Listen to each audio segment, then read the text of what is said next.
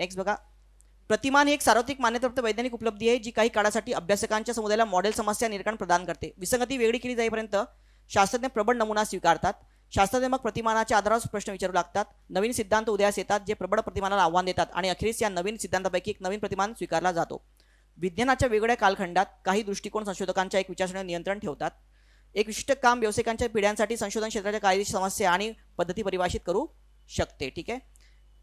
कोणता संदेश दिलेला आहे? इतिहासाच्या विज्ञानाच्या इतिहासानुसार विज्ञान केवळ तटस्थ निरीक्षणावर टप्प्याटप्प्याने प्रगती करत नाही.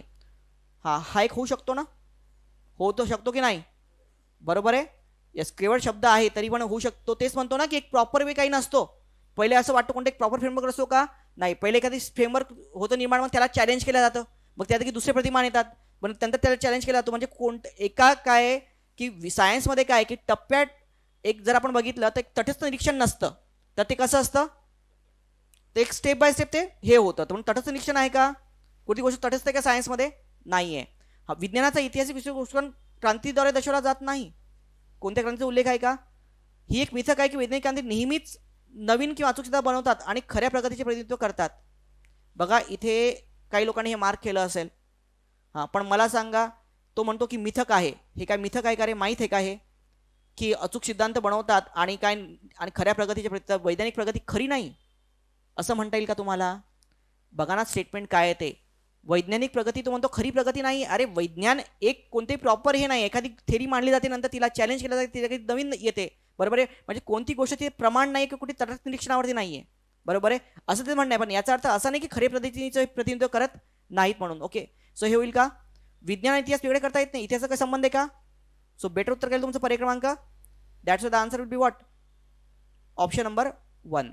ओके, 17 बघा. जगातील एकूण बालमृत्यूपैकी 1/5 बालमृत्यू भारतात होतात. मग त्यांनी बालमृत्यूची आपल्याला कारण सांगितलेलं आहे की काय काय आहे. स्तनपान, लसीकरणाचा अभाव वगैरे आहे. एकूण 2.6 कोटी लोकसंख्येपर्यंत गर्भधारण बाळंतपणानंतर घेण्याची काळजी या गोष्टी पोहोचतच नाहीत. भरीतभर म्हणून बालविवाह होतो. तरुण स्त्रियांमध्ये रक्तक्षयाचा विकार, शारीरिक स्वच्छतेकडे किशोरावस्थेत केलेले दुर्लक्ष या बाबींचा परिणाम सुद्धा बालमृत्यूदर वाढण्यास होतो. सर्वात महत्वाचे आणि तर्कनिष्ठ अनुमान याचा अर्थच काय? कोणता योग्य निष्कर्ष? बरोबर आहे ना. त्याला मेनली काय सांगायचं आहे ते. भारतातील अनेक लोक अशिक्षित आहेत. काही म्हटलं का शिक्षणाबद्दल? पर्याय रद्द होईल. भारतातील अफाट लोकसंख्येमुळे एकट्या सरकारला सार्वजनिक आरोग्याचे व्यवस्थापन करणे शक्य नाही आहे. सरकार कमी पडते. काय आहे, काय उल्लेखित आहे का? महिला आणि आरोग्य सेवा आणि बाल आरोग्य सेवा यांचे सार्वत्रिकरण आणि एकात्मिकरण झाल्यास ही समस्या काय होऊ शकेल? कमी होऊ शकेल. सो उत्तर काय होईल? अरे बघा, त्यांनी काय मेन्शन केलेलं आहे की हा जो चाइल्ड डेथ्स आहेत, बरोबर, बालमृत्यू आहेत, तर तो म्हणतो त्यांनी बाळाचं तर ते म्हटलं की ते लसीकरण नसतं, स्तनपान त्याला बरोबर केला जात नाही, पण सोबत तो कशाशी जोडतोय? जेव्हा आई प्रेग्नेंट असते तर तेव्हा पण काळजी घेण्यात येत नाही तो म्हणतोय. बरोबर आहे ना. ते पण कारण आहे. तर जर आपण या दोघांचं इंटिग्रेशन करून जर का विचार केला आणि केला तर कदाचित समस्या काय होणार? कमी होईल की नाही? बघा ना, तो तेच म्हणतोय. याच्यामुळे बालमृत्यू दर वाढतो ना की किशोरावस्थेमध्ये त्यांचे विकार होतात वगैरे, त्यांनी मेन्शन केलेलं आहे. बालमृत्यू हा देशातील सर्वात महत्त्वाचा प्रश्न आहे. देशासमोरचा सर्वात महत्त्वाचा प्रश्न आहे का? कुठे मेन्शन केलंय सर्वात महत्त्वाचा प्रश्न आहे? आणि उलट तो का होतो हे त्यांनी सांगितलेलं आहे. याचा अर्थच त्याचा म्हणण्याचा उद्देश काय की इफ यू डू, तुम्ही जर ह्या गोष्टी केल्या तर याच्यामध्ये काय होणार? बेटर एकत्रीकरण झाल्यास काय होणार? ही समस्या काय होईल? कमी होईल. येस.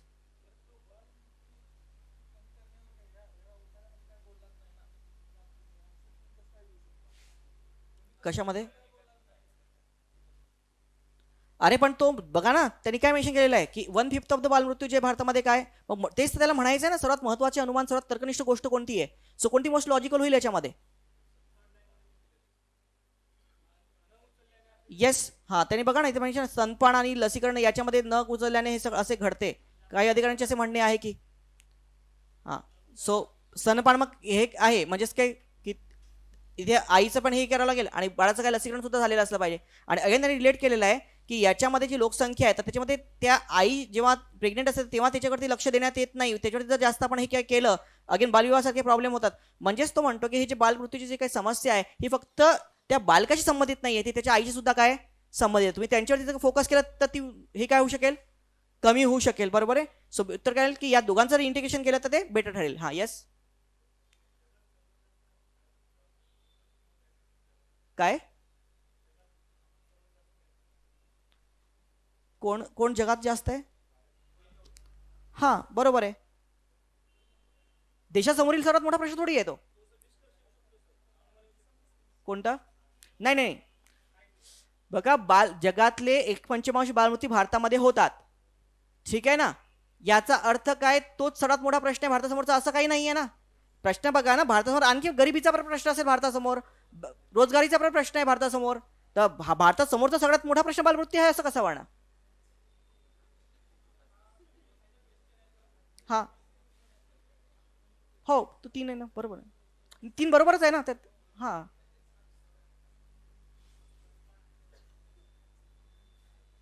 हा, 3च बरोबर येईल ना.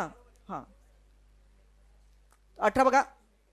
कला आणि ज्या सौंदर्यानुभव आणि सौंदर्य यांचा संबंध येतो त्या परिस्थितीचा अभ्यास सौंदर्यशास्त्र करते. म्हणजे कलेची तात्विक काय होईल रे? Fill in the blanks, logical fillers. तात्विक काय असते? कलेची तात्विक तात्विक ज्ञान, मीमांसा होऊ शकतं आणि चिकित्सा. तात्विक अभ्यास इतकं प्रॉब्लेम का? तात्विक अभ्यास वर्ड ना. एक तर चिकित्सा असेल किंवा काय मीमांसा असेल. ठीक आहे. आणि सौंदर्यात्मक प्रतिक्रिया आणि सौंदर्य विधानांचे तार्किक तार्किक काय करतो आपण? विश्लेषण. उत्तर काय काय फिट बसणार? Option number 1. तार्किक विश्लेषण यांचा काय होतो? अभ्यास होतो.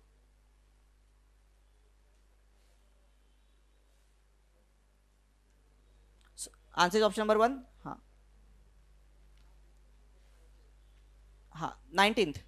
नागरिकांच्या मूलभूत हक्कांत गदा आणल्यासारखे वाटले तरी सरकारने आता काही पावले उचलली पाहिजेत. उदाहरणार्थ, जमीन मालकाच्या इच्छेविरुद्ध त्यांची जमीन ताब्यात घेणे, इमारत बांधण्यास परवानगी न देणे, हे जरी सर्व सार्वजनिक हितासाठी केले जात असले तरी त्याला लोकांची म्हणजे संसदेची परवानगी असली पाहिजे. व्यवस्थापनाला त्यांचे वैकल्पिक अधिकार सोडून द्यावे लागतील. या अधिकारांना मर्यादित ठेवणे दिवसेंदिवस अवघड होत चाललेले आहे. कारण सरकारपुढे इतर कामे आहेत तेथे वैकल्पिक अधिकार वापरले जातात, जेथे त्याच्या गैरवापराला आळा घालण्यासाठी नियम अस्तित्वात असावेत. वैकल्पिक अधिकारांचा वापर होणार नाही अशी पद्धती तयार केली पाहिजे. मान्यप्रत नियम आणि तत्वामध्येच सरकारी काम केले गेले पाहिजे व निर्णय सर्वत्र समान असले पाहिजे. सो कोणतं गृहीत तर्कनिष्ठ आहे? सरळ सरळ आहे की अधिकारापेक्षा काय आहे? अरे सगळ्यांनी नियम, लास्ट लाईन बघा ना. नाण्यप्रत नियम आणि तत्वामध्ये सरकारी काम केले गेले पाहिजे आणि सर्वांना समान पाहिजे. याचा अर्थ अधिकाऱ्यांचे वैकल्पिक निर्णय आहे त्यापेक्षा काय आहेत? नियम जास्त श्रेष्ठ आहे. डायरेक्ट येतो उत्तर. पर्याय क्रमांक काय?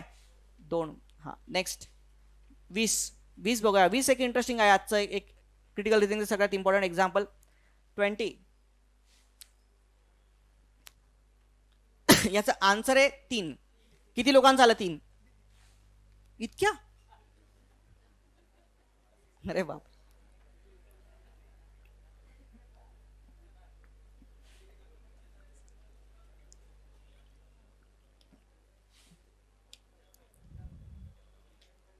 मी क्लासमध्ये घेतलेलं आहे काही उदाहरण. अच्छा. फ्रीडमन यांच्यानुसार गेम थिअरी पार्लर खेळाप्रमाणे आहे. तर फ्रीडमन काय म्हणतो की गेम थिअरी जी आहे ती काय पार्लर गेम आहे. बुद्धिबळ आणि बिसारखे खेळ याची उदाहरणे आहेत. पहिले पार्लर खेळामध्ये एखाद्याने पैसे मिळवले तर दुसऱ्याने काय गमवावे लागतात. दुसरे स्ट्रॅटजीचा समावेश असलेले खेळ आहेत.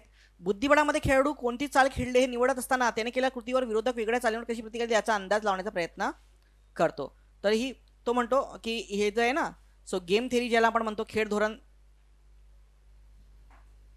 Game theory. Okay. So game theory काय म्हणते? सो गेम थिअरी हा कन्सेप्ट आहे पॉलिटिकल सायन्समध्ये की याच्यामध्ये काय असतं की एकाचा विजय असेल तर दुसऱ्याचा काय असतो? पराजय निश्चित असतो. आणि दुसरा जर जिंकत असेल तर पहिला काय हरतो. जसं त्यांनी म्हटलंय की पार्लर गेम्स जेव्हा खेळतो तेव्हा तर एकाने एक जिंकला त्याला पैसे द्यावे लागतात, दुसरा हरतो. तर याचं एक्झाम्पल कोणतं आहे? तेन्झिंग नोर्गे आणि एडमंड हिलरी यांचा संघ मानवी इतिहास पहिल्यांदाच पर्वतारोहण करत आहे. मग याच्यात काय कारण यांच्यामध्ये हरणारं कोणी नाहीच आहे ना. ते पहिल्यांदाच ट्राय करतायत. इथे कोणी हरणार आहे का?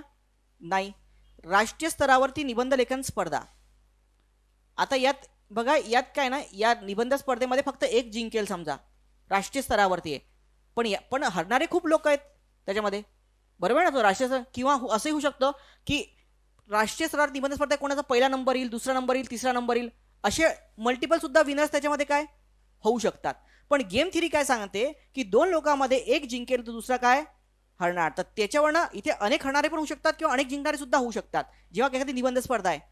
भारत व चीन यांच्यामध्ये एखाद्या बाजू भूभागावर निर्णायक शस्त्रयुद्ध. भारत आणि चीन 2 प्लेयर्स आहेत. जर एखाद्या याच्यावरती भारत जिंकला तर चीन काय हरणार, बरोबर आहे ना. त्याचे वाईस वर्सा सुद्धा होऊ शकतं. ओके. हां, तर त्याबद्दल मी काय बोलत नाही. ओके, कारण आजकाल ॲटमॉस्फिअर खराब झालेल्या देशामध्ये उगाच. हां, तर मग भारत जिंकला तर चीन हरणार. याचा अर्थच काय, की भूभागावर निर्णायक शस्त्रयुद्ध हे एक्झाम्पल होईल कशाचं, गेम थेअरीचं. तेल निर्यातीकर्त्यांचे संघ जगातील तेलाच्या किमतीवर निर्णय घेत आहेत. ज्या देशाकडे सर्वात कमी तेल उत्पादन आहे त्याच्याकडे काय करत आहेत, दुर्लक्ष करत आहेत. अगेन याच्यामध्ये ते निर्णय घेत आहेत, बरोबर आहे ना, पण याच्यामध्ये काय की पूर्ण एक तो ग्रुप आहे त्याच्यामध्ये. ओके, आणि त्याच्याकडे ते दुर्लक्ष करतात, पण दुर्लक्ष करतात याचा अर्थ ते हरत आहेत किंवा काय होत आहे असं आहे का, नाही. So better your answer will be what, option number 3, पर्याय क्रमांक काय 3 येईल. हां, दोन घन ए आणि बी उजवीकडे आणि डावीकडे आहेत त्यांनी मेन्शन केलेलं याच्यामध्ये. चला एक्झाम्पलवरती येऊयात आपण. तर चला आपलं एनालिसिस ओपन करा तुमचं.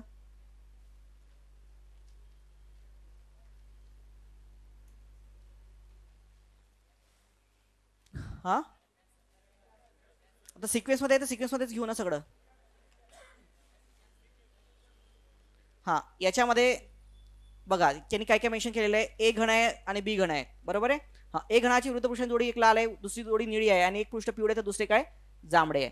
ओके, हां, बाकी त्यांनी म्हटलं एका घनाची जोडी यांची काय निळी आहे, एक काळा आणि पांढरा आहे, दुसरा हिरवा आणि काय तपकिरी, असं त्यांनी मेन्शन केलेलं आहे. आता यांनी म्हटलं एचे लाल पृष्ठ आणि बीचे निळे पृष्ठ टेबलाला स्पर्श करतात. याचं खाली जर का लाल असेल याचं तर वरती काय असणार, लालच असेल ना. अरे लाल पृष्ठाची विरुद्ध पृष्ठाची जोडी लाल आहे की नाही.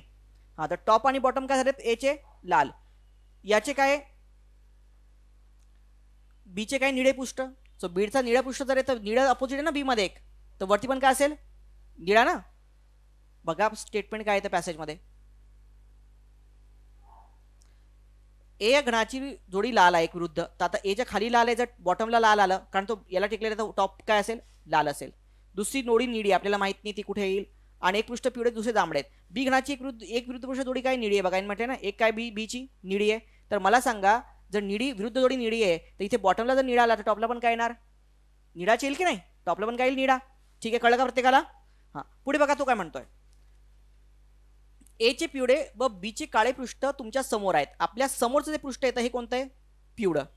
आता बघा एचं काय पिवळं पृष्ठ आपल्या समोर आहे, तर मला सांगा जर एचं पिवळं पृष्ठ आपल्या समोर आहे तर एची एक पेअर काय लाल, एक अपोजिट पेअर काय निळी, आणि एक काय पिवळी आणि जांभळी, बरोबर ना. मग पिवळी जर समोर असेल तर मागे कोणती असेल, अरे पिवळा रंग समोर असेल तर मागे काय असेल जांभळा, आणि उरलेले हे दोन्ही रंग जे LHS आणि RHS ते काय होतील निळे. अरे LHS आणि RHS काय होणार निळे होतील की नाही. डावी बाजू उजवी बाजू आणि डावी बाजू काय होईल निळी, कारण हे तीनच तर पेअर होऊ शकतात. ठीक आहे, आता एचं पूर्ण फ्रेमिंग आपल्याला आलेलं आहे.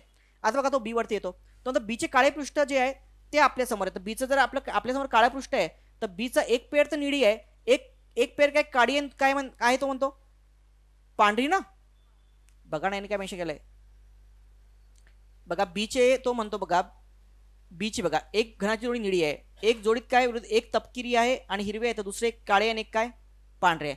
तर मला सांगा एक ते समोरचं त्याचं काय आहे, हा बघा हा काय आला, हा आला काळा, तर त्याच्या पाठीमागचा काय आला पांढरा होईल ना.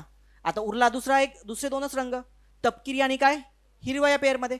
आता जर हा आपल्याला माहित नाही ना या घन बीचा कोणता हिरवा आणि कोणता तपकिरी आपल्याला माहिती आहे का. समजा त्याचा RHS उजवी बाजू जर हिरवी असेल तर डावी बाजू काय होईल तपकिरी, पण जर उजवी बाजू तपकिरी असेल तर उजवी बाजू काय होईल हिरवी. ठीक आहे, तर अशा प्रकारे आपले दोन्ही घन बनतात. ठीक आहे, तो अशा प्रकारे आपले काय यात काहीच नव्हतं, फक्त जी माहिती आहे ती मांडायची होती, असे दोन घन आपल्याला काय बनवायचे होते. ठीक आहे, आता प्रश्न काय विचारला बघा, प्रश्न काय तुमच्या समोर असतील तर बी चे कोणत्या रंगाचे पृष्ठ एच्या निळ्या पृष्ठासमोर आहे. एचं निळं पृष्ठ कोणतं आहे रे, एक तर हे आहे नाहीतर हे, याचा काही संबंध आहे का. हे निळे पृष्ठाच्या अपोजिट मध्ये कोणतं पृष्ठ येईल रे, हे इकडचं या साईडचा हा रंग कोणता आहे हिरवा किंवा काय तपकिरी. सो उत्तर काय पर्याय क्रमांक 2. That's why the answer is what हिरवे किंवा काय तपकिरी. Okay, easy. हा कसं काय समजत नाही तुम्हाला, हा तर फार सोपा प्रश्न आहे. अरे हे असं टेबलावरती ठेवलेले असताना हे दोन्ही अपोरासमोर असे अपोजिट इथेच येतील ना. तर निळ्याच्या समोर इथे बघा इकडे एक घन आहे, इकडे हा घन आहे, या इकडे ही साईड जर याची निळी आहे याची RHS जी आहे तर या घनाची ही काय LHS त्याच्या काय होईल समोर येईल ना. तुमच्या समोर थोडी विचारत आहे ते आपसात, या निळ्याच्या समोर कोणता आहे हा या साईडचा, तर हा कोणता आहे हिरवा किंवा काय तपकिरी, हा अपोजिट होईल त्याच्या. हा नेक्स्ट, हा 22 थोडा अवघड होता. काटकोन त्रिकोणामध्ये 30 अंशाच्या समोरील बाजू जी आहे तर त्यांनी म्हटलं एक सरळ असलेला महामार्ग आहे 50 उंच मनोऱ्याच्या तळाकडे जातो. ओके, तर हा रस्ता आहे महामार्ग. ठीक आहे चाललाय, हा इथे काय मनोरा आहे, ठीक आहे, is a pillar of 50 metre length, ठीक आहे. हा त्याने काय म्हटलं, दोन मोटारीकडे पाहण्याचे अवनत कोण हे 30 अंश आणि 60 अंश मापाचे आहेत. सो जे दोन अवनत कोणचे जे अंश आहेत ते काय आहेत, 30 अंश आणि काय 60 अंश आहेत. तर बघा इकडनं जर आपण बघितलं, आता याच्यामध्ये एक फक्त कन्फ्युजन राहू शकतं याच्यामध्ये. बघा जर आपण असं 50 मीटर आहे तर हा जर आपण बघितला हा कोण आणि हा कोण, तर असं होऊ शकतं की हा जो आहे हा 60 अंश आहे पूर्ण, बरोबर आहे, आणि हा जो आहे हा काय 30 अंश आहे, ठीक आहे. हां, आणि असं घेऊन पण आपण करू शकतो, इथे एक मोटार आहे आणि इथे काय दुसरी मोटार. पण अशाने आपण जर का पर्यायामध्ये गेलो तर उत्तर येत नाही त्याच्यामध्ये, ठीक आहे, जे पर्याय त्याच्यामध्ये येत नाही. तर यात दुसरी ट्राय करू शकतो की एक बघा, ही इथे एक मोटार आहे, ही 60 अंशाचा कोण करते, आणि इथे एक मोटार आहे, किती अंशाचा कोण करते, 30 अंशाचा कोण करते. लक्षात आलं का तुम्हाला. इथे स्ट्रेट हा खांब आहे, तर इथे किती असणार 90 अंश. मग मला हे झाले 60 अंश, ही झाली 90 अंश, ही झाली 30 अंश, तर हा अँगल किती होईल रे, 30 होईल ना. अरे 180 अंश असतो ना काटकोन त्रिकोण. कोणताही त्रिकोण किती अंशाचा असतो बघा, त्रिकोणा म्हणजे किती अंश असतात. पहिली गोष्ट तर ज्याला असतात 3 कोण त्याला म्हणतात त्रिकोण. त्रिकोणामध्ये 3 अँगल आहेत, ठीक आहे. याने काय म्हटले बघा, हाय खांब, ठीक आहे, इथे आहे मोटार. तो म्हणतो खांब मोटारीपासून किती डिग्रीचा अँगल करतोय, पहिल्या मोटारीसोबत 60 अंशाचा, दुसरी मोटारीसोबत किती अंशाचा कोण करतोय 30 अंशाचा, ठीक आहे. एक कोण 60 अंशाचा, एक 30 अंशाचा आहे. इथे आला, आता बघा इथे पहिले आपण हा त्रिकोण बघूयात. हा त्रिकोण हा झाला काटकोन त्रिकोण, हा 90 आहे, हा जर 60 आहे तर हा 30च होईल ना. कळलं का. सेम वे इकडे हा त्रिकोण बघा, वरचं 60 अंश आहे, इकडे हा 90 आहे, तर हा वरचं 30 अंश आहे, हा इकडे 90 आहे, तर हा किती होईल 60. दोन्ही अँगल लक्षात आले तुम्हाला, असे अँगल्स आपले येतील. आता लक्षात घ्या एडी म्हणजे काय, एडी जी आहे तर लक्षात घ्या की जी 30 अंशाच्या समोरची जी काही बाजू आहे, तर 60 अंश समोरची बाजू त्याच्या काय असणार दुप्पट असेल.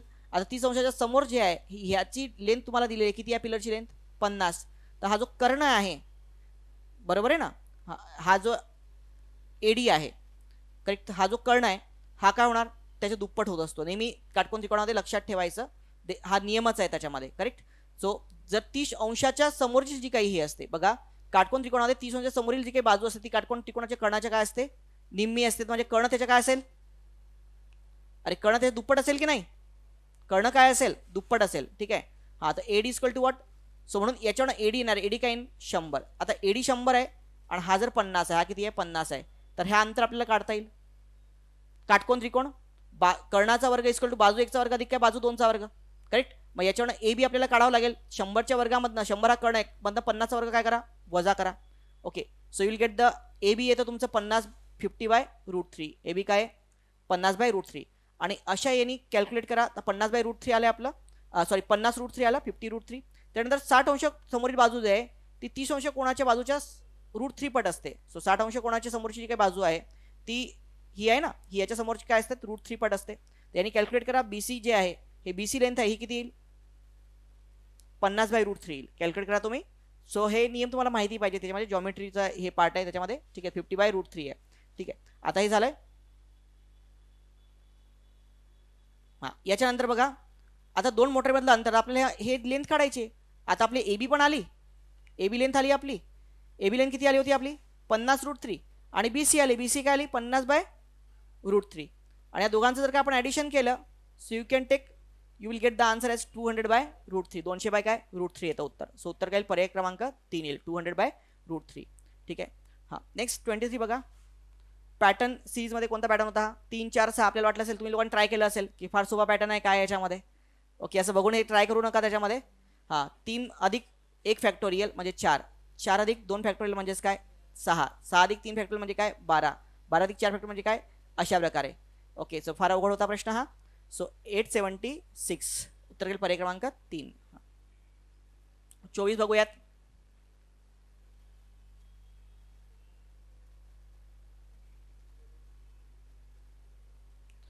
रमेशने आपले घर सजवण्यासाठी पाहिजे ते पडद्यासाठी कापड खरेदी केले, त्याचे 3 भाग केले. पहिला भाग संपूर्ण भागाचा 1/5 भाग आहे, दुसरा भाग पहिल्या भागाचा काय अर्धा भाग आहे.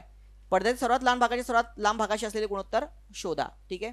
हां, तर आता बघा, जर का आपण बघितलं याच्यामध्ये, तर पहिला भाग त्यांनी म्हटलं तो किती 1/5 आहे, दुसरा भाग जो आहे त्याचा पण अर्धा म्हणजे काय 1/5 अर्धा म्हणजे किती 1/10 ना. पहिली लेंथ जर n आहे, पहिला भाग तो किती आहे 1/5 l. आता दुसरा जो भाग आहे तो पहिल्याच्या पण अर्धा आहे, तर 1/5 अर्धा म्हणजे किती 1/10. आलं लक्षात. आता पहिला भाग 1/5, दुसरा भाग 1/10, तर तिसरा भाग किती रे? यल मधनं 1/5 आणि 1/10 जे आहे ते वजा करून टाका. उरलेला भाग किती येतो तुमचा 7/10 येतो. आले 3 भाग. आता सर्वात लहान भाग झाला 1/10, सर्वात मोठा झाला 7/10. यांचं गुणोत्तर काढा. गुणोत्तर काढणार 7:1. एकदम सोपा प्रश्न होता. याचं गुणोत्तर काय होईल 7:1 होईल ना. हा तर यायलाच पाहिजे होतं कारण काहीच नव्हतं एक्झाम्पल. सगळ्यात सोपा प्रश्न होता हा. ओके. हा, कोहलीला म्युच्युअल फंडमध्ये पैसे गुंतवायचे आहेत. त्याने एबीसी या 3 योजना निवडल्यात. योजना ए मध्ये केलेली गुंतवणूक योजना बीच्या 4 पट आहे. सो योजना ए ची गुंतवणूक योजना बीच्या काय 4 पट आहे. ठीक आहे. आणि योजना बी ची गुंतवणूक सीच्या 3.5 4 पट आहे. तर समजा सी समजा यक्स आहे. सी काय यक्स आहे, तर बी काय होणार? अरे बीची सीच्या किती आहे? बीची गुंतवणूक सीच्या किती आहे? 304 आहे ना. हा, तर मग मला सांगा, जर आपण आपण पहिले सी घेऊ. सी किती यक्स आहे, तर मग बी किती होणार 304 यक्स. बरोबर की नाही? सी यक्स आहे तर बी त्याच्या 304 आहे, तर बीची गुंतवणूक 304 एक्स. आता बीच्या 4 पट कोणती आहे? ए ची गुंतवणूक बीच्या किती पट आहे 4 पट. तर 304 गुणिले 4 होईल. बरोबर आहे की नाही? हा, तर मग मला सांगा 4 कॅन्सल, तर करणार 304 एक्स. हे होणार 3x ए, बी होणार 304 एक्स आणि सी म्हणजे काय फक्त एक्स. अगेन यांचा बेस कॉमन करा. हा याला 4 इकडे नाही, याला 4 इकडे नाही, तर करणार 12x 3x आणि काय 4x. बरोबर आहे. आलं मग उत्तर 12x 3x आणि 4x. आता तिघांना जर आपण मिळवलं, ही त्यांची टोटल गुंतवणूक किती आहे? 12 आणि 3 किती 15 आणि 4 काय 19. आता एवढे 19x पूर्ण गुंतवणुकीवरती नफा किती येतो रे 57,000.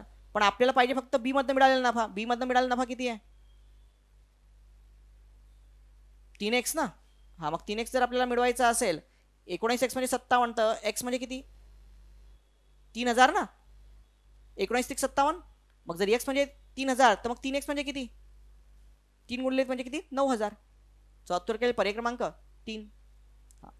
26 उदाहरण बघा. इथे बघा 5 प्रौढ किंवा 25 मुले. सोपं होतं उदाहरण. हा, 5 प्रौढ किंवा 25 मुले, याचा अर्थ 1 प्रौढ म्हणजे किती मुले 5 मुले. ही त्यांची इफिशियन्सी आली. 5 प्रौढ किंवा 25 मुले म्हणतोय ना तो, तर याचा अर्थ 1 प्रौढ म्हणजे किती मुले. किंवा बघा यात 2 कन्सेप्ट आहेत. एक आहे किंवाचा कन्सेप्ट आणि काय आणीचा कन्सेप्ट. इथे प्रश्न कशावरती आहे किंवाच्या कन्सेप्टवरती. बरोबर आहे ना. सो किंवा असेल तेव्हा इक्वल टू घेतो, जेव्हा आणि असेल तेव्हा आपण ऍडिशन घेतो त्यांची. ठीक आहे. पुढच्या एक्झाममध्ये मी आणीवरती टाकलेलं उदाहरण. ओके, तर तेव्हा तुम्हाला लक्षात येईलच. आता बघा 25 मुले किती दिवस काम करतात रे 18 दिवस. 25 मुले किती दिवस काम करतात 18 दिवस. सो दॅट इज, या दोन्ही केसमध्ये काय सेम आहे काम सेम आहे. अरे दोन्ही केसमध्ये काय सेम आहे काम समान आहे. काम म्हणजे काय असतं रे व्यक्तींची संख्या गुणिले दिवसांची संख्या. तर तो म्हणतो 25 मुले जेव्हा काम करतात तेव्हा ते काम संपवायला किती दिवस लावतात 18 दिवस. बरोबर आहे. हा, जेव्हा 2 प्रौढ आणि काही मुले समजा x मुले काम करतात तेव्हा ते काम संपवायला किती दिवस लागतात 15 दिवस. तेव्हा किती दिवस लागतात 15 दिवस. ठीक आहे ना. हा, तर मग आता बघा इथे जर का आपण याला कॅल्क्युलेशन केलं, तर कॅल्क्युलेट करायच्यामध्ये तुम्ही येतं कॅल्क्युलेट केल्यानंतर तुम्हाला लक्षात येईल काय x म्हणजे काय होणार 20 मुले. x म्हणजे किती होईल 20 मुले होईल. ठीक आहे ना. तुम्हाला कॅल्क्युलेशन करायचं असेल तर करू शकता तुम्ही. बघा आता 3 3 हे करा, साइन त्रिक 18. इथे काय होणार 3 भाग द्या, 5 त्रिक 15.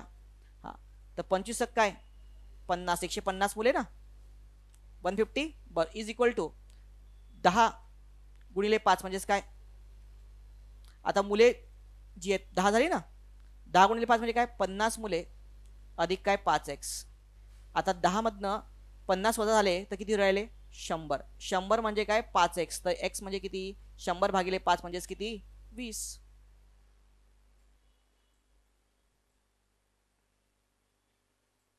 Correct, got it.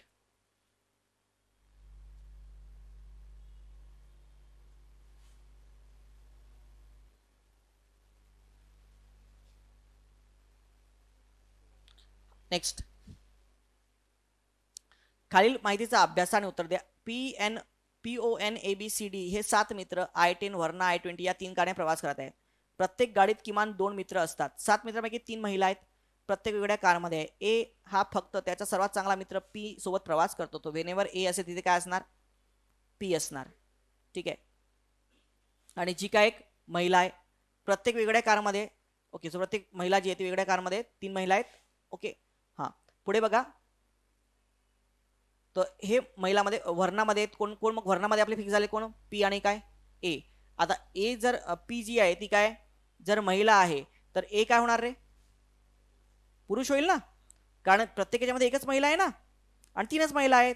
तर जर मला सांगा पी जर महिला झाली तर ए काय झाला? पुरुष झाला की नाही? हां, पुढे यन I-20 ने प्रवास करते. तो यन जे यन कोणत्या याच्यामध्ये? I-20. डी आणि ओ I-10 ने प्रवास करीत नाहीत. आता मला सांगा डी आणि ओ I-10 मध्ये नाही आहे, आई आहे. आता डी आणि ओ दोन्ही पण, मग दोन्ही कशामध्ये येतील? I-20 ना, बरोबर आहे. कारण I-10 बघा ना, डी आणि ओ जो आहे ते I-10 प्रवास करीत नाही. बी ही स्त्री नाही आणि ओ एक काय स्त्री आहे. सो बी ही स्त्री नाही आहे, तर बी म्हणजे काय होणार? पुरुष होणार, बरोबर आहे. सो आता आपण जर का फ्रेम केला तर डी आणि ओ जर याच्यामध्ये नाही आहे तर डी आणि ओला पर्याय एकच उरतो, तो म्हणजे कोणता? I-20 वाला. मग आता यन डी आणि ओ हे 3 I-20 मध्ये आलेत आपल्याला. मग आता बी जर पुरुष आलाय तर पुरुषांची आपल्याला संख्या आलेली, तर सी काय होणार? महिला होणार. आणि ओ सुद्धा काय होणार? महिला होणार. मी तुम्हाला हे फ्रेम करून दिलेलं आहे. ओके, तुम्ही वाटलं तर घरी एकदा पुन्हा विचार करा याच्यावरती, करेक्ट? तुम्हाला लक्षात येऊन जाईल, कारण एक्सप्लेनेशन दिलेलं आहे. सो यू कॅन अंडरस्टँड की हे इथे दिलेलं तुम्हाला एक्सप्लेनेशन तुमचं येऊन जाईल उत्तर त्यामध्ये, ठीक आहे. मग सी व्यक्ती कोणत्या कारणे प्रवास करत आहे? सी कशामध्ये आहे मग? I-10 ने. हां, नेक्स्ट. हां, 28 ॲव्हरेजेस होतं, थोडं अवघड होतं. 28 बघा, 4 विभाग आहेत, ABCD हे 4 विभाग आहेत. यामध्ये विद्यार्थ्यांचे सरासरी गुण किती आहेत? 70 आहे. ओके, हां, विद्यार्थी सरासरी गुण 70 आहे. ABCD सरासरी गुण काय आहेत? 50, 55, 75, 80 असं दिले आहेत. आणि ABCचे सरासरी गुण किती? 52 आहेत. बी आणि सीचे 70 आहेत. मला सांगा ओव्हरऑल किती आहे रे? 70. आणि बी आणि सीचे पण सरासरी गुण किती आहेत? 70. याचा अर्थ काय बघा, प्रश्न काय विचारला? ए आणि डी ची होती. बी आणि सीची सरासरी 70 आहे, तर ए आणि डी ची सरासरी सुद्धा किती असली पाहिजे? 70च असली पाहिजे, लक्षात घ्या, बरोबर आहे ना. उरलेले बघा, ओव्हरऑल सरासरी जर 4 डिपार्टमेंटचे 70 आहे आणि हे 2 डिपार्टमेंटचे 70 आहे, तर उरलेले 2 डिपार्टमेंट कॉमन घेतले ते किती असेल? 70 असेल. म्हणजे ए आणि डी ची सरासरी 70 आहे, पण ए ची सरासरी तशी किती आहे? 50 आणि डी ची किती आहे? 80. याचा अर्थ 50 आणि 80 याचा मीन किती निघतोय? 70 निघतोय. So that equal to 50 60 is what 2 and that is what 1. So तुम्ही जर का बघितलं याच्यामध्ये तर काय येणार? 1:2 गुणोत्तर. तर याचं गुणोत्तर किती येईल? 1:2 येईल. तुम्ही जर का बघितलं 50 आणि 80 त्याचं गुणोत्तर किती येईल? मग 1:2 येणार, एकाच 2 येईल. हां, नेक्स्ट 29 बघा. वेगळ्या रंगाच्या 4 मिठाई वेगळ्या आकाराच्या 3 पॅकेटमध्ये ठेवाव्यात. प्रत्येक पॅकेटमध्ये 4 ही मिठाई असू शकतात. आपण किती प्रकारे वेगळी मिठाई ठेवू शकतो जेणेकरून कोणती पॅकेट रिक्त राहणार नाही? बघा, आता कशा प्रकारे आपण मिठाई ठेवू शकतो? पहिल्या पॅकेटमध्ये बघा, प्रत्येक पॅकेटमध्ये एक तरी मिठाई आपल्याला पाहिजेत. याचा अर्थ सिंपल आहे, प्रत्येक याच्यामध्ये आपल्याला फक्त एक मिठाई काय पाहिजे आहे. तर याचा अर्थ 3 आणि मिठाई किती आपल्याकडे? 4. एक एक ठेवली तर किती होतात? 3 होतात. याचा अर्थ कोणत्याही एका बॉक्समध्ये किती मिठाई राहतील? 2. आणि उरलेल्या 2 बॉक्समध्ये काय राहतील? 1. पण तसे बॉक्स सुद्धा काय आहेत आपल्याकडे? 3 आहेत. मग समजा पहिल्यामध्ये 1 आहे, दुसऱ्यामध्ये 1 आहे, तिसऱ्यामध्ये किती? 2. चौथ्यात काय? पहिल्यात 1, दुसऱ्यात 2 आणि तिसऱ्यात काय? 1. पहिल्यात 2, दुसऱ्यात 1 आणि तिसऱ्यात पण काय? 1. करेक्ट, असं होऊ शकतं. मग पहिल्या बॉक्समध्ये 1 मिठाई टाकताना तुमच्याकडे ऑप्शन्स किती होते? 4 होते ना. अरे 4 मिठाईतनं 1 निवडली त्यामध्ये टाकली. सो तुमची इथे कॉम्बिनेशन काय झालं? 4C1. 4 मधनं 1 निवडली. नेक्स्ट दुसऱ्या पॅकेटमध्ये टाकलेलं असताना दुसऱ्या पॅकेटमध्ये 1 निवडायची आहे, पण 4 पैकी तुम्ही 1 टाकून दिली आहे. आता उरले किती? 3. So that becomes 3C1. नंतर तिसऱ्या बॉक्समध्ये मिठाई टाकताना तुम्हाला दोन्ही टाकायचे आहेत, बरोबर ना. सो इथे आपण काय घेऊया त्याच्यामध्ये? अच्छा, इथे 2C2 पाहिजे. 2C2 तरी 12च येतं ना. हां, 2C2 करा. दोन घेतल्यात आणि 2 पैकी काय तुम्ही दोन्ही टाकल्यात. हां, यस, इथे 2C2 करा. दोन मिठाई आहेत, दोन्हीच्या दोन्ही टाकायचे तुम्हाला. So 2C2 and that equal to what? 12 ना. किती होईल? 12. काय?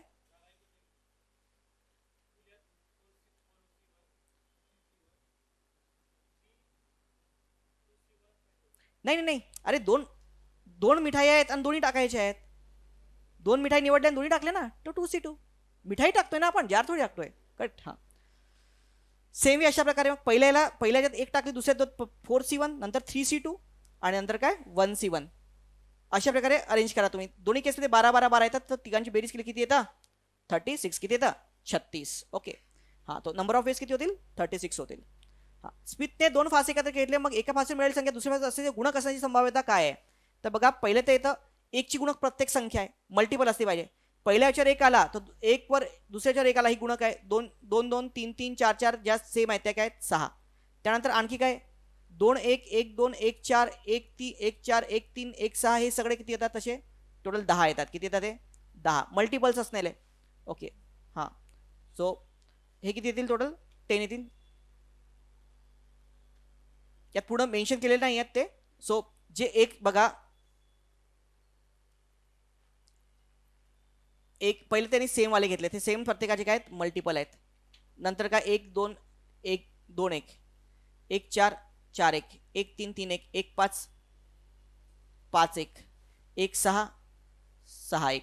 ठीक आहे, असे मिळवले तर हे किती होतात जे 1 चे मल्टिपल्स आहेत असे किती होतात टोटल 10 येतील. किती दिले टोटल 10 किती झाले ते 16. नेक्स्ट बघा आणखी 2चा मल्टिपल काय 4. सो 2 4 आणि 4 2. अरे 2चं गुणक काय 4 आहे की नाही. हा 2चा आणि 6 2. 2चे गुणक काय 6 आहेत आणि काय 3चा आणि काय 6 3. ओके हां, हे किती होतील 6. अशा प्रकारे किती होतात टोटल 22. किती होतात हे 22. किती होतात 22 होतात. हां, तर 22 आणि एकूण किती येत रे मला सांगा. 2 फास आहेत तर टोटल नंबर ऑफ वेज किती होतील 36. किती होतात 36 होतात की नाही. ओके हां, सो नंबर ऑफ वेज फाशातले कसे निवडतात 6 टू दी पॉवर n. किती येतात 6 टू दी पॉवर n, कारण एका फासेवरती किती हे 6 नंबर असतात. एक फासा जर तुम्ही फेकला तर किती किती तुमचे किती पॉसिबल वेज होऊ शकतात 6. 2 फेकले तर किती होतात n म्हणजे काय फास्यांची संख्या. तो 6चा वर्ग किती होतो 36. करेक्ट ना. तर टोटल नंबर ऑफ वेज किती 36. 36 पैकी किती आपले पॉसिबिलिटी होते की ते मल्टिपल असतील असे किती येतात 22 येतात ना. सो 22/36. सो 22/36 म्हणजे काय 11/18. सो 22/36 म्हणजे काय 11/18. हां, चला नेक्स्ट. दिलेल्या आकृतीमध्ये प्रत्येक लहान भिन्न स्टेशनचे प्रतिनिधित्व करते प्रत्येक वर्तुळ. तर मग त्यांनी विचारलेलं आहे की ए आणि बी दरम्यान संख्या किती आहे. तर आता समजा आपण पी थ्रू गेलो. बघा इथनं आपण पीला गेलो तर पीला किती मार्ग आहेत बघा. हा 1 आहे, हा असा हा काय हा 2 आहे आणि या असा आणि या असा हा काय 3 आहे. तर ए ते बी किती मार्ग 3 मार्ग. आणि पी ते बी जर का आपण बघितलेत तर 1 2 अँड 3. ए टू पी पण किती मार्ग 3 मार्ग. असे या 3च्या रिस्पेक्टिव्हली हे 3 मार्ग म्हणजे किती मार्ग एकूण होतात 9 मार्ग. तर हा खूप टाइम कन्झ्युमिंग पार्ट आहे. बेटर वे अटेम्प्ट न केलेला बरा. ओके, सो पहिले आता ए टू पी गेले तर ए टू बी 3 मार्ग होते. पी टू बी किती मार्ग होते तुम्हाला एक सिंपल सेन्समध्ये सांगतो बघा. ए बी सी हे 3 समजा शहर आहेत. हे A B C these are the 3 हे आहेत. तर ए टू बी समजा 2 मार्ग आहेत आणि बी टू सी किती मार्ग आहेत 3 मार्ग आहेत. ए टू बी किती मार्ग 2 मार्ग आणि बी टू सी किती मार्ग 3 मार्ग. 2 तर ए टू सी किती मार्ग आहेत 2 गुणिले 3 म्हणजे किती मार्ग होतात 6 मार्ग. कशा प्रकारे बघा हे 6 मार्ग असे येतील. हा पहिला मार्ग, हा दुसरा मार्ग, हा असाच पण हा असा खालना हा काय झाला तिसरा मार्ग. आता नेक्स्ट आपण मार्ग घेऊयात बघा. या असा या असा नसा हा काय चौथा मार्ग, या असा आणि या असा हा काय झाला 5वा आणि या असा आणि या असा हा काय झाला 6वा. असे 6 मार्ग. पण असे काउंट केल्यापेक्षा काय करायचं या 2 स्टेशनमध्ये किती मार्ग आहेत गुणिले नेक्स्ट स्टेशनमध्ये किती मार्ग आहेत त्यांचा काय करून घ्यायचा गुणाकार. तर इथे किती आले ए एन सीच्या मध्ये 6 मार्ग. लक्षात आलं प्रत्येकाला. मग सेम वे आता ही टिपिकल आकृती आहे. आता ए टू बी विचारलं त्यांनी ए टू बी. तर परंतु इथे काय की ए टू बी जर आपण बघितलं तर पहिले ए टू पी जायलाच वेगळे वेगळे मार्ग आहेत. ए टू बी किती मार्ग आहेत मग आपण बघितले आता 1 2 आणि काय 3 मार्ग. नंतर पी टू बी किती मार्ग आहेत 1 2 आणि काय 3. सो 3 गुणिले 3 किती आहेत 9 मार्ग. ए टू क्यू काय ए टू क्यू हा 4 मार्ग आणि क्यू ते बी किती मार्ग 1 2 आणि काय 3 मार्ग. बरोबर ना. ए टू क्यू 4 मार्ग येतात. हा तर किती सो 3 म्हणजे किती मार्ग 12. तसेच आरच्या द्वारे किती मार्ग येतात 6, एसच्या 4 मार्ग. हे सगळे करा आणि नंतर शेवटी तुम्ही सगळ्यांची काय करा ॲडिशन करा, you will get the answer. पण हे खूप wastage time of wastage example आहे. ओके, जास्त वेळ याच्यामध्ये लढवायचा नाही. हा टॉपिक जर कोणाला अभ्यासायचा असेल तर या टॉपिकचं नाव आहे रूट्स. पण याच्यावरती प्रश्न येतात बरं एक्झाममध्ये.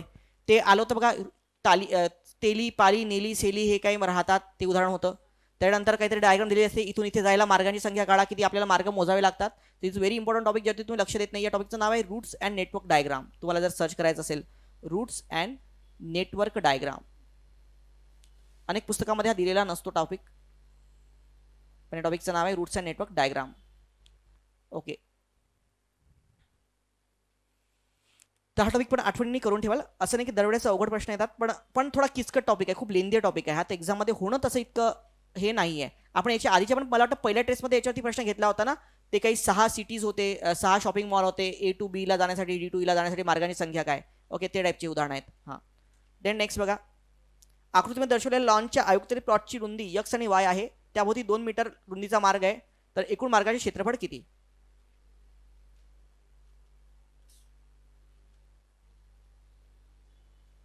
बघा आता बघा, आयत आहे. आयताचं क्षेत्रफळ म्हणजे काय रे, लेंथ अँड ब्रेथ. आता तो हे बघा, याची लांबी समजा x आहे, लांबी काय म्हणतोय तो x आहे, आणि रुंदी काय y आहे. तर या भागाचं तो काय म्हणतो, या भागाचं क्षेत्रफळ किती होईल रे, XY. बरोबर आहे. हा जो लॉन आहे याचं क्षेत्रफळ काय झालं, XY झालं. हा बाहेरचं, आता आपल्याला तो म्हणतो हा जो काही पॅसेज आहे या पॅसेजचं क्षेत्रफळ तो आपल्याला विचारतोय. मुद्दा लक्षात येतो प्रत्येकाला. त्याने प्रश्न काय विचारलेला आपल्याला की हा जो काही पॅसेज आहे या लॉनच्या आणि या त्याच्या ग्राउंडच्या याचं क्षेत्रफळ किती, हे असं थोडी आपण काढू शकतो. तर आपल्याला काय करावं लागेल की टोटल जे ओव्हरऑल आहे याच्या क्षेत्रफळामधनं हे लॉनचं क्षेत्रफळ काय करावं लागेल, वजा करून द्यावं लागेल. आता ओव्हरऑल हे क्षेत्रफळ काढण्यासाठी आपल्याला याची लेंथ काढावी लागेल. तर हा काय म्हणतो की लांबी असेल की रुंदी असेल, हे किती आहे 2 आहे. तर हे बघा, हे x आहे, इकडनं खालनं किती 2, बरोबर आहे. आणि वर्ण पण काय 2, तेव्हा हा पूर्ण बनेल ना. म्हणजेच काय x अधिक 4 ही काय लांबी. सेम वे रुंदी जर आपण बघितली ती y आहे, पण आपल्याला पूर्ण काढायची, इकडनं हे 2 आहे आणि इकडनंही 2 आहे. तर y अधिक काय 4, y 2 आणि 2 तर काय झाली 4. x अधिक 4 या मोठ्या भागाची लांबी, y अधिक 4 ही मोठ्या भागाची रुंदी. मग याचं क्षेत्रफळ काय, तर x अधिक 4 गुणिले y अधिक 4 हे काय झालं, टोटल या पूर्ण भागाचं काय क्षेत्रफळ. याच्यामधनं हे जे लॉनचं क्षेत्रफळ आलं होतं आपलं x आणि y, ते त्यातनं काय करा वजा करून द्या, and you will get the answer.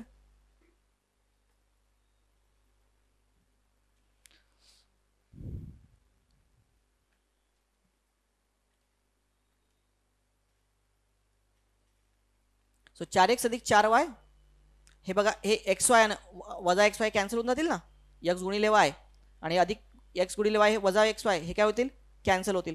So 4x 4y आणि 4 चौक काय 16, हे उत्तर होईल तुमचं. सो 4x + 4y आणि काय अधिक 16.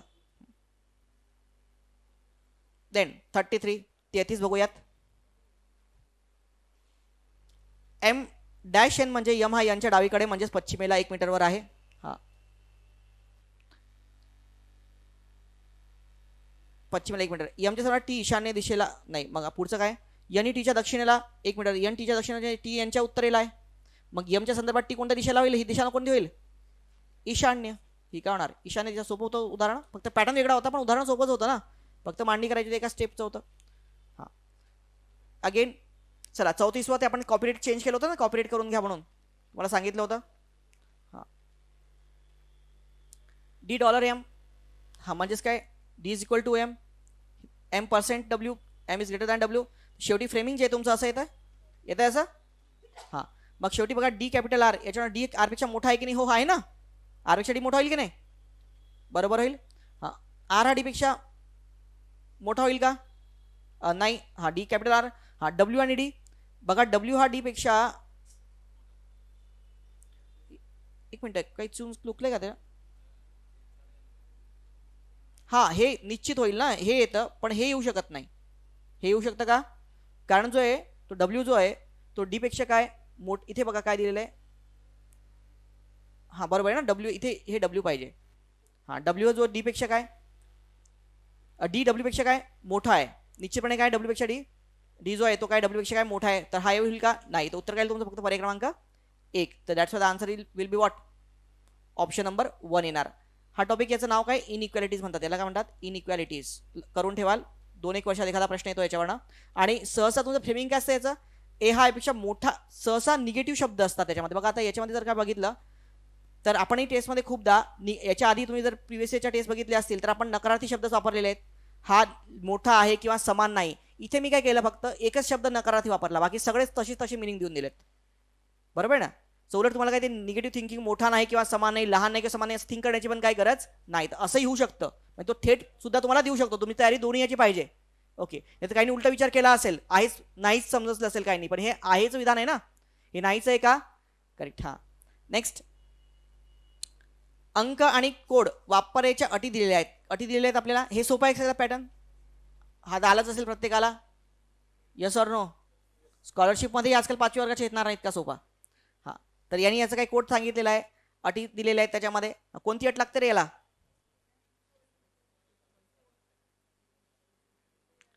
487. पहिला अंक आणि शेवटचा अंक विषम आहे. पहिला आणि अंक शेवटचा अंक विषम आहे का, नाही. अंक शेवटचा सम आहे. पहिला अंक व शेवटचा अंक सम असतील तर आहेत ना. तो नियम कोणता लागेल, नियम क्रमांक 2. अरे 2 लागेल ना नियम. मग 4चा पण कोड डॉलर होईल आणि 2चा पण कोड काय होईल, डॉलर. आणि बाकीचे तसे राहतील.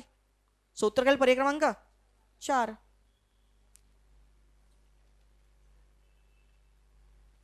हा 36वा फार इंटरेस्टिंग प्रश्न होता. 36 किती लोकांना, 36. हा फार सोपा प्रश्न होता 36.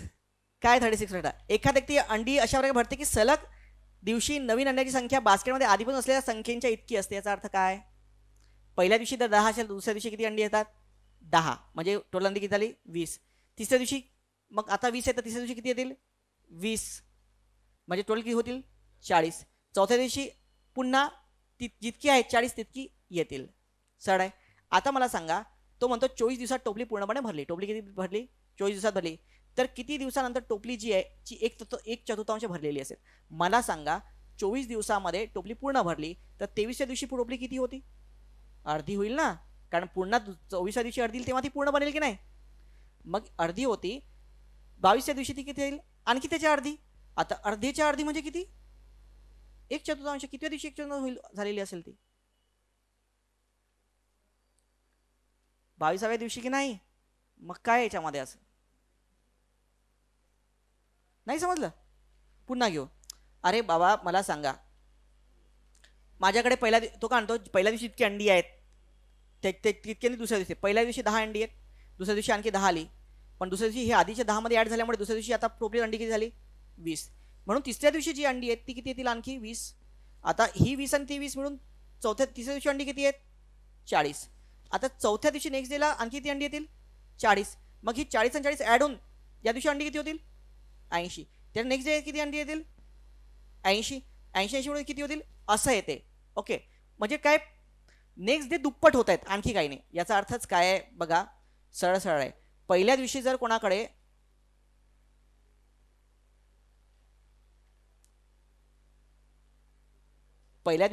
एक्स अंडी आहेत तर तो दुसऱ्या दिवशी पण तो किती अंडी असतील, एक्स.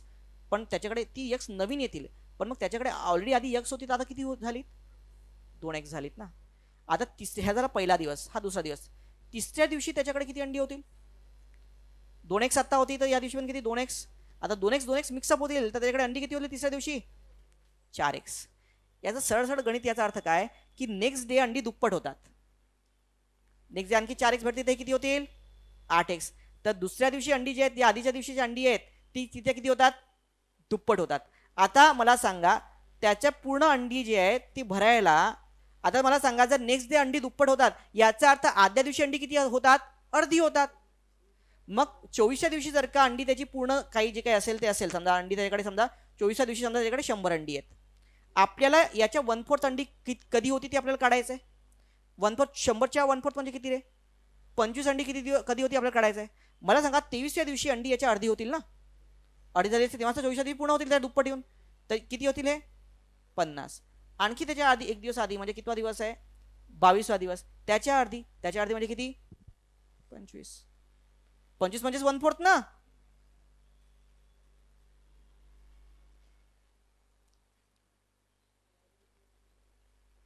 हे उदाहरण कसं काय नाही समजलं तुम्हाला? हे तर यायला हवं होतं.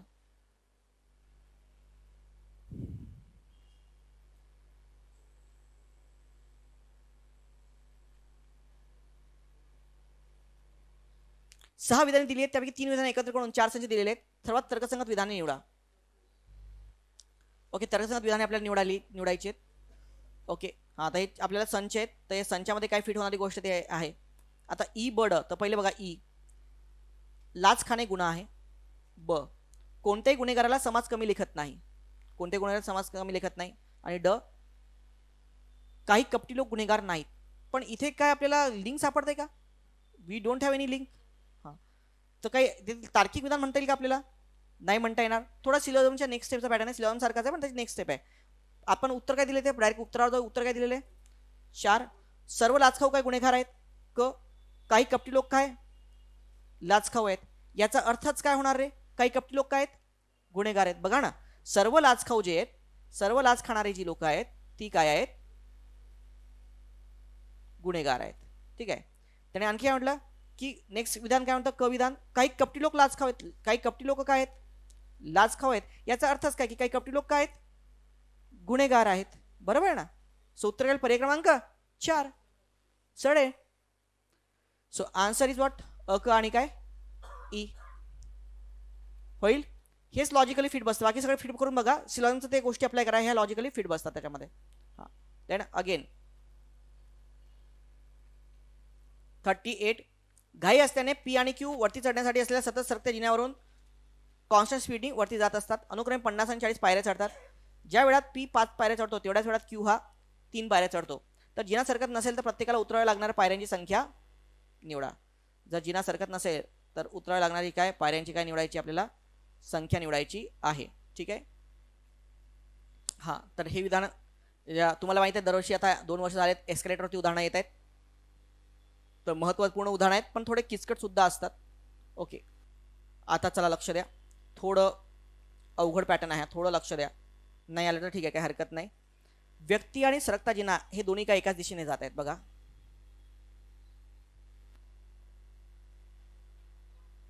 व्यक्ती मूव्ह होतोय आणि एस्केलेटर सुद्धा काय मूव्ह होतोय. ठीक आहे.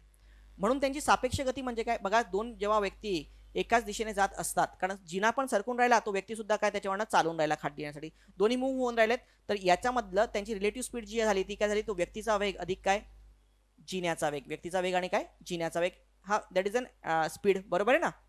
बघा, हा व्यक्ती पण इकडे चाललेला आहे, जिना सरकून राहिला ना, दॅट इज अन एस्केलेटर. तो दॅट इज ऑल्सो मुव्हिंग, तो व्यक्ती पण चालतोय. तर दोघांची स्पीड ॲडअप होईल की नाही? ठीक आहे. हां, आता बघा, समजा जिन्याचा वेग आपण बघूयात, स्पीड काय ई आहे आणि पी आणि क्यू साठी जिन्याची लांबी काय समान आहे. ओके, सो पी आणि क्यू साठी जिन्याची काही लेंथ आहे ती काय समान आहे. ओके, आता मला सांगा पीचा वेग जो आहे तो किती आहे? त्यांनी दिलेला आहे ना, किती आहे? 5 पायऱ्या प्रति सेकंद आहे. बघा इथे काय मेन्शन केलं आहे त्यांनी. हा, पीचा वेग जो आहे तो काय 5 पायऱ्या चढतो, तेव्हाच क्यूचा वेग जो आहे तो 6 नाही, तो किती आहे? 3 पायऱ्या प्रति सेकंद आहे. ओके, हां, मग मला सांगा हे आहे, तर एक आपण अज्युम करूयात. मला सांगा की 10 सेकंदामध्ये पी किती पायऱ्या चढतोय? 50. तरी 50 हे केलं ना आपण, 10 अज्युम केलेलं आहे. लक्षात घ्या इथे का केलंय, कारण 50 पायऱ्या आहे, 50 पायऱ्या चढतो ना. अज्युम म्हणजे ते आलं कसं? कारण त्याचा वेग आहे. बघा काय त्यांनी मेन्शन केलेलं इथे, पी हा 5 पायऱ्या चढतो. समजा आपण अजूम करू, पी 5 पायऱ्या करतो त्याच वेळेस क्यू हा 3 पायऱ्या चढतो. तर मला समजा एका सेकंदामध्ये पी, आपण अजूम केलं की 1 सेकंदामध्ये पी 5 पायऱ्या चढतो. ठीक आहे, लक्षात आलं तुम्हाला? तर मला सांगा 50 पायऱ्या चढण्यासाठी पीला किती वेळ लागणार? 10 ना, 5 गुणिले 10 म्हणजे काय 50, तर 1 गुणिले 10 म्हणजे किती? सो 10 सेकंदामध्ये पी किती पायऱ्या चढणार? 5 पायऱ्या चढणार. कळलं का प्रत्येकाला? पीला पायऱ्या चढण्याला किती, समजा अजूम केला आपण, तर पीला पायऱ्या चढायला किती वेळ लागणार? 10 सेकंद. आपल्याकडे वेळ आला, वेळ काय आला? 10 सेकंद. 10 सेकंद हा काय आपला वेळ आहे. कळलं का प्रत्येकाला? हां, तर 10 सेकंद आपला काय वेळ आहे. हां, तर मला सांगा आता 10 सेकंद आपला वेळ आहे, तर हा पायऱ्या किती चढला? 50. आता या वेळेमध्ये एस्केलेटर सुद्धा मूव्ह झाला असेल की नाही? एस्केलेटर मूव्ह झाला असेल की नाही 10 सेकंदामध्ये? मग एस्केलेटर किती मूव्ह झाला असेल? एस्केलेटरची स्पीड किती आहे? ई. आणि गुणिले काय वेळ, वेळ म्हणजे किती 10. That is a complete movement. आणि हे मुवमेंट जे दोन्ही केसमध्ये काय समान आहे. आता सेकंड केस आपण घेऊयात. मला सांगा क्यूने किती पायऱ्या चढल्या, क्यूने किती पायऱ्या चढल्या 40. क्यूने किती पायऱ्या चढल्या आहेत 40 पायऱ्या चढलेल्या आहेत क्यूने. ठीक आहे. आता मला सांगा 40 पायऱ्या चढलेल्या आहेत. आता 40 पायऱ्या चढण्यासाठी क्यूला किती वेळ लागला, कारण एका सेकंदात जर का क्यू किती पायऱ्या चढते 3 पायऱ्या चढते, तर 40 पायऱ्या चढण्यासाठी तिला वेळ किती लागणार, तर 40/3 किती लागणार 40/3 वेळ लागेल की नाही, बरोबर आहे. आता 40/3 हा वेळ आहे. या 40/3 या वेळेमध्ये एस्केलेटर किती मूव्ह होईल 40/3 गुणिले काय ई. ओके, इतक्या वेळेमध्ये एस्केलेटर मूव्ह होईल. हे दोन्ही विधानं अशी मांडा त्याच्यामध्ये. Okay, so this is what, हे पुट करा त्यात आणि then you can solve. So e will both 3. आता ई म्हणजे 3 ही व्हॅल्यू, नंतर मग पायऱ्यांची संख्या किती, तर या दोन्ही गोष्टीमध्ये काय सेम आहे, फक्त पायऱ्यांची संख्या समान आहे. एस्केलेटरची काय, कारण तो जो जिना आहे बरोबर ना, सो तो जिना जो आहे तो एकच आहे. सो त्याच्यामुळे सरकत्या जिन्याच्या पायऱ्या समान आहे, हे डिस्टन्स समान आहे. अजून करून distance is what, speed multiplied by what time. Okay, आणि याने कॅल्क्युलेट करा. शेवटी ई म्हणजे 3 येतं. आता ई म्हणजे 3 याच्यामध्ये टाका किंवा याच्यामध्ये टाका, काही फरक पडणार नाही. याला मध्ये पण आपण टाकू 40 अधिक 40/3 आणि ई म्हणजे किती आलं आपलं 3. 3 कॅन्सल, 40 आणि 40 किती 80. याच्यामध्ये टाका 50 10 गुणिले 3 म्हणजे काय 30. 50 आणि 30 किती 80. सो पायऱ्यांची संख्या किती होणार 80 होणार. पायऱ्यांची संख्या किती होणार 80 होणार. ठीक आहे. सो पण हे एस्केलेटर अटेम्प्ट करू नका एक्झाममध्ये. देर खूप पॅटर्न्स खूप किचकट असतात ते. ओके, तर न केलेले अटेम्प्ट बरं बेटर आहे. हां, देन 39चं बघा 39 येते का, केलंय सॉल्व. हां, तर काय येतं मग, सो वडील पीचे टीशी नाते काय आजोबा येतं. हां, इथे एक्सप्लेनेशन तुम्हाला दिलेलं आहे. सो काय होईल आजोबा येईल. हां, देन 40वा प्रश्न बघा. अगेन किचकट होता डी आय.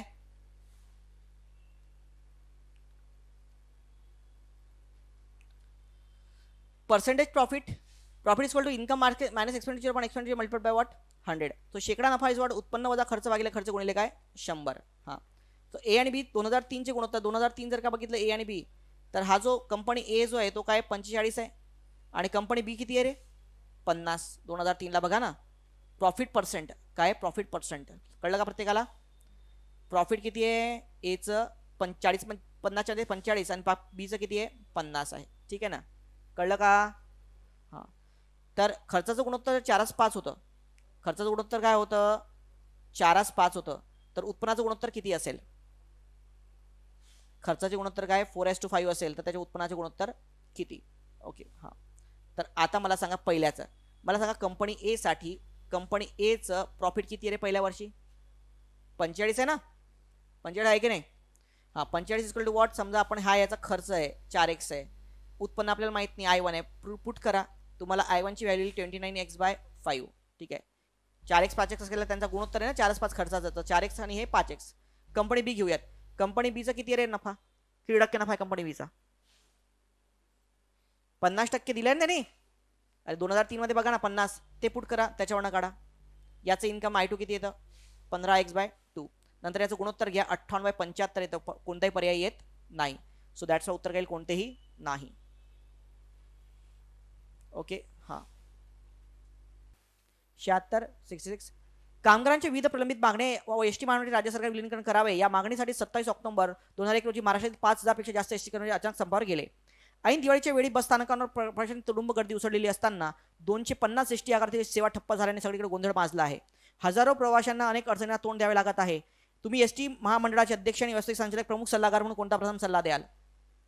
ही प्रवाशांची हित लक्षात घेऊन संबंधित सैनिकांनी मागे संप मागे याचे आवाहन करणे, हाच पहिला सल्ला राहील ना.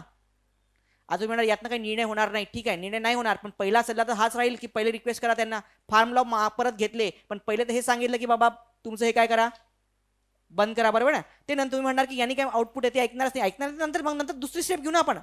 प्रश्न काय पहिला सल्ला कोणता तुमचा, परिणामकारक सल्ला नाही विचारा त्यांनी. What will be your first step, first step that you will urge them to end the strike. कारण सध्या लोक फसलेले आहेत, हे कसलेले आहेत, बरोबर आहे ना. सो बेटर उत्तर काय तुमचं पर्याय क्रमांक 1 हेच राहणार त्यामध्ये. ओके, सो हित लक्षण संप मागे आवाहन करणे. नंतर समिती नेमणूक कराल, हे कराल, पण इथे लोक फसलेले आहेत ना त्याच्यामध्ये. दुसरे म्हणणार की बस खाजगी बस मला सांगा इतके हजारो प्रवासी अडकलेले की कुठं कुठं खाजगी बस तुम्ही अरेंज करणार आहेत लोकांसाठी. ओके, तर हे होईल का योग्य पर्याय? हा योग्य पर्याय होणार नाही. ओके. हा, मागण्या मान्य करणे, काही मान्य करणे ज्या योग्य तुम्ही परत काम काय करतील, सुरू करतील, पण याचा गैरफायदा सुद्धा घेऊ शकतात. सरकारने मागण्या मान्य केल्या का त्यांच्या? आता एवढ्या स्थितीमध्ये होतं त्याच्यामध्ये. सो ही पहिली स्टेप होणार. ठीक आहे, नंतर मागण्या मान्य करेल गोष्ट वेगळी आहे, पण पहिली स्टेप तर आपल्याला हेच असतं की आम्ही तुम्हाला अर्ज करतो, हे करतो, हेच पहिली स्टेप राहील ना त्यामध्ये. हां, नेक्स्ट बघा. तुम्ही गट विकास अधिकारी आहात, तुमच्या परिणामकरित्या एक शासकीय योजना आहे, तुम्हाला लोकांपर्यंत ती काय पोहोचायची आहे. हां, तर 77 तुम्हाला ते लोक आहेत तुमच्याशी बोलण्यासाठी कचरतात, त्यांची भाषेत नीची कळत नाही, तुम्ही प्रमाणित मराठी बोली त्यांना समजत नाही, याच्या प्रश्नी तुम्ही काय करणार? तुम्ही त्या लोकांना सांगाल की कोणत्याही पद्धतीची भीती मनात न बाळगता न कचरता संवाद साधावा. तुम्ही त्यांची भाषा पूर्णपणे शिकाल आणि भाषेत संवाद कराल. अरे पहिली गोष्ट, लोकांना तुमची भाषा समजून नाही राहिली, हा पहिला महत्त्वाचा मुद्दा आहे. ते घाबरतात ती गोष्ट वेगळी आहे, पण ते संवाद करा, पण त्यांना संवाद पण समजून राहिला ना. पण तुम्हाला इमिजिएटली काम करायचं आहे, तर आता मला सांगा, पहिली गोष्ट भाषा शिकायला तुम्हाला वेळ लागणार की नाही? बरोबर आहे, तर ते पण शिकाल, पण दॅट रिक्वायर्ड टाईम. हां, मुक्तपणे शासनाबद्दल आपुलकी निर्माण करणे, पण पहिली गोष्ट भाषेचा पण मुद्दा आहे. त्यापेक्षा बेटर वे काय आहे, तुमच्या कार्यक्षेत्रात स्थानिक कर्मचाऱ्याची दुभाषी म्हणून मदत घेणार, त्यानंतर त्यांच्याशी काय करणार, थेट संवाद साधणार. हेच बेटर काय होईल, that will the better option ना. हां, नंतरचे बाकीचे स्टेप 77 उत्तर पर्याय क्रमांक 4. हां, नेक्स्ट. क्षणाचाही वेळ हा आयोगाचा प्रश्न कॉपी केला आहे मी, आयोगामध्ये आला होता ना. अरे आयोगाचा आलेला आहेत माहिती आहे का तुम्हाला? हां, क्षणाचाही वेळ न लावता दंगल होतीये. मग त्या दंगलीतले लोक आलेले आहेत सगळे, हे याच्यामध्ये घेऊन दोन धार्मिक याच्यामध्ये वाद आहे. मग दादा गटाने मालकी मिळवली एखाद्या जागेची, तिथे परिस्थिती गंभीर बनलेली आहे. अल्प असल्या गटाने या गटावर तक्रार नोंदवली, प्रस्थापित करण्यासाठी तुम्ही पोलीस अधिकाऱ्याला त्या गटाच्या नेत्याला अटक करण्याचा काय दिला, आदेश दिला. गुंडागड तुम्ही आदेश दिला की त्या नेत्याला अटक करा. चकमीट. पण आता लोकांचा समज काय झाला की या नेत्याला, आता आपल्या नेत्याला ते ठार मारतायत पोलीस चकमकीमध्ये. मग लाठेपल्ली घेऊन मोठा जमाव तुमच्या ठाण्यावरती हल्ला करण्यासाठी आलेला आहे. अशा याच्यामध्ये तुम्ही काय करणार? जमाव आक्रमक असल्याने तो ठाण्याची इमारत जाण्याचा प्रयत्न करायची शक्यता असेल, पोलीस त्याला गोळीबार करण्यास सज्ज राहण्यास सांगणार. ठीक आहे, तुम्ही सांगण्याला शक्य राहणार, पण त्यांनी काही इश्यू रिझॉल्व्ह होईल का? आपल्याला काय करायचं आहे, तो जमाव तुम्ही गोळीबार केला तेही गोळीबार करतील, आणखी स्थिती काय चिघळणार. आपला ते डायरेक्ट हे लाठ्यापल्ली ते घेऊन आलेला आहे. तुम्ही पाहिलं सिंगम मूवी बघितला असेल, गावातले लोक येऊन जातात असे. आता याच्या तुमच्याकडे लिमिटेड हे पण आहे.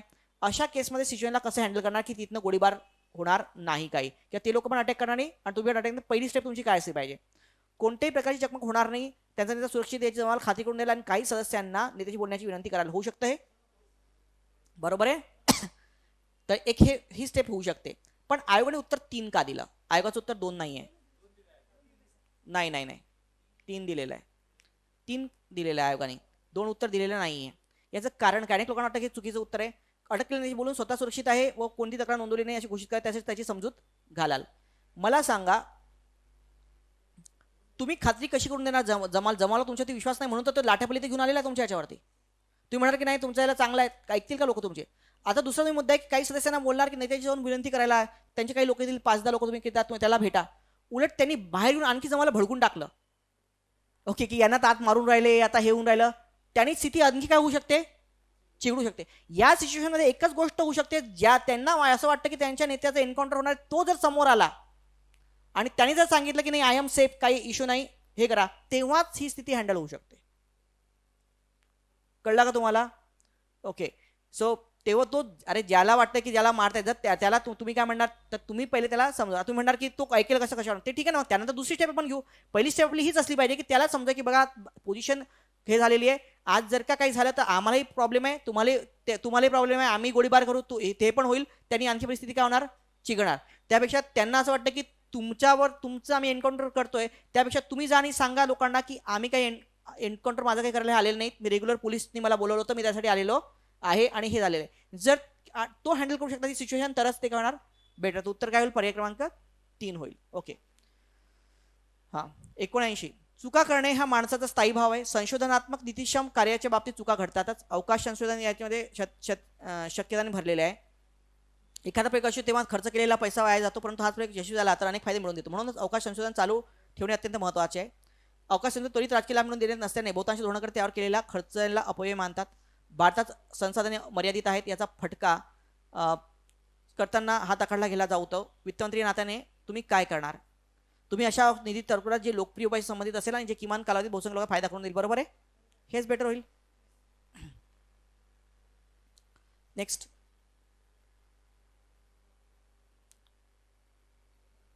तुम्ही राज्य पातळी एलसी बोलताना मुख्य बँकेने राज्य सरकारला सहकार्य द्यावे असे आवाहन केले. राज्य सरकार सध्या आर्थिक संकटात असल्यामुळे बँकेने कृषी व कृषी संलग्न उद्योगांना कर्ज देताना उदार धोरण स्वीकारायचे आवाहन केले. परंतु आधीचे कर्ज लाभदायक परत करत नाही अशी अडचण एलसी अध्यक्षांनी मुख्यमंत्र्यांसमोर वाढली. तर काही लोक कर्ज घेतात पण कर्ज रिपीट करत नाही, त्याच्यामुळे नवीन कर्ज देण्यासाठी हे कर्ज देत नाहीत असं म्हणणं आहे. मग अशा केसमध्ये तुम्ही ॲज अ मुख्यमंत्री म्हणून काय पायले उचलली पाहिजे? सो परिणामकारक ते सर्वात कमी परिणामकारक मांडणी करायची आहे. थकबाकीदार शेतकऱ्यांना न्यायालयात दावे दाखल शेतकऱ्यांच्या अगेन्स्टमध्ये कोणाची हिंमत आहे का आजही? नाही, बरोबर आहे ना? हां, तर हे होईल का शेतकऱ्यांच्या अगेन्स्ट जाण्याची? पहिलं चुकीचं होईल.